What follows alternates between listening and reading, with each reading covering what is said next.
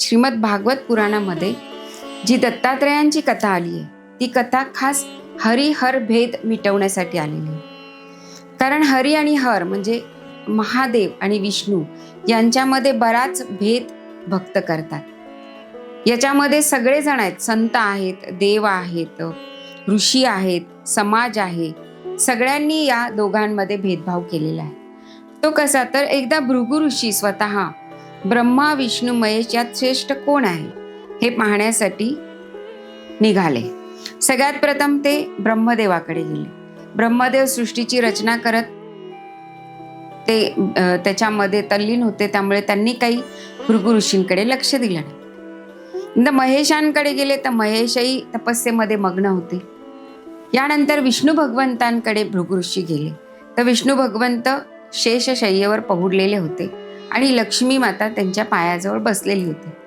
आता ह्या दोघांनी न विचारल्यामुळे तिसरा जो आहे तो पण झोपलेला आहे, म्हणून भृगु ऋषींना संताप झालेला आहे आणि त्यांनी रागाने विष्णू भगवंताच्या छातीवर लाथ मारली.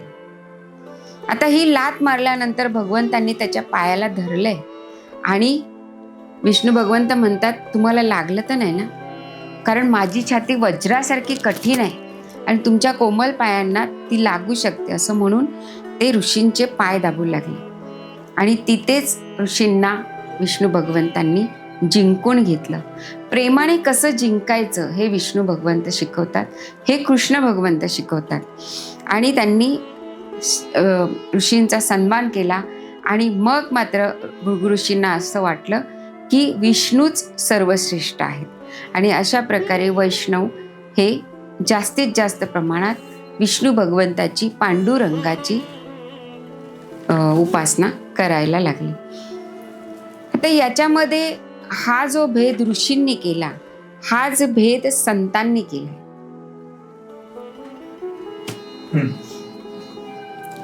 जसा भेद ऋषी मुनींनी केला तसाच भेद संतांनी केलाय.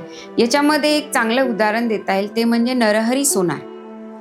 नरहरी सोनार हे महादेवांचे निस्सिम भक्त होते आणि ते राहत असत पंढरपुरामध्ये. पण पांडुरंगाचं दर्शन मात्र ते कधी घेत नसत, कारण इथेच हरिहर भेद दिसून येतो. एकदा एका सावकाराने पांडुरंगाला नवस केलेला असतो की मला जर मुलगा झाला तर मी सोन्याचा करदोटा तुला देईन.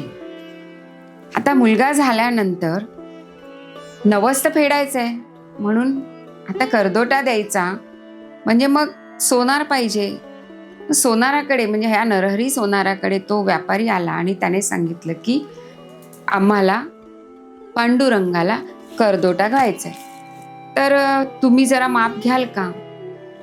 अर्थात नरहरी सोनार बोलले, मी काही त्याचं दर्शन घेणार नाही, तुम्ही दोरा घ्या, त्याच्या कमरेचं माप घ्या, मला आणून द्या, मी करदोटा तुम्हाला बनवून देते. अशा प्रकारे मग तो जो सावकार आहे, व्यापारी आहे, त्याने ते माप घेतलं, सोनाराकडे आणून दिलं. त्याने तो करदोटा बनवला आणि परत ते पांडुरंगाला घालायला गेले तर तो मोठा झाला. पुन्हा परत दुसरं माप दिलं, पांडुरंगाला घालायला गेले तर तो छोटा झाला. असं 2-3 वेळा झाल्यानंतर तो व्यापारी म्हटला, अहो तुम्ही असं काय करताय? प्रत्यक्ष तुम्ही येऊन माप घ्या ना, कारण तुम्हीच काम करणार आहे. ठीक आहे, तुम्हाला त्याचं दर्शन नाही घ्यायचं, त्याला नाही बघायचं, तर तुम्ही डोळ्यावर पट्टी बांधा आणि पट्टी बांधून तुम्ही या. ठीक आहे म्हणे. शेवटी तो तयार झाला, कारण काम आहे ना ते. आणि डोळ्यावर पट्टी बांधून ते पांडुरंगाच्या कमरेचं माप घ्यायला तो नरहरी सोनार गेला. आणि जेव्हा तो माप घेत होता तेव्हा त्यांच्या हाताला, त्या सोनाराच्या हाताला शिवपिंड लागत होते. शिवपिंडीचा, शिवलिंगाचा भास व्हायला लागला. पण इथे शिवलिंग कसं येईल? हे तर पांडुरंगाचं मंदिर आहे आणि मी त्याच्या कमरेचा माप घेतोय.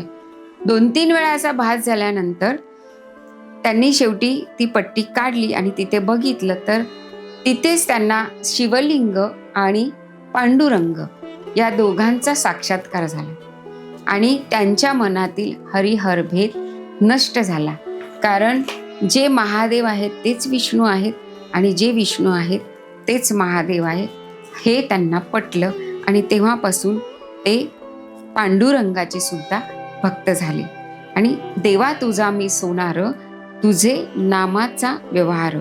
अशा प्रकारे हा हरिहर भेद या संतांनी पण केला, पण तो भगवंतांनी त्याच्या मनातून काढून टाकला. गोपाल कृष्ण भगवान की जय.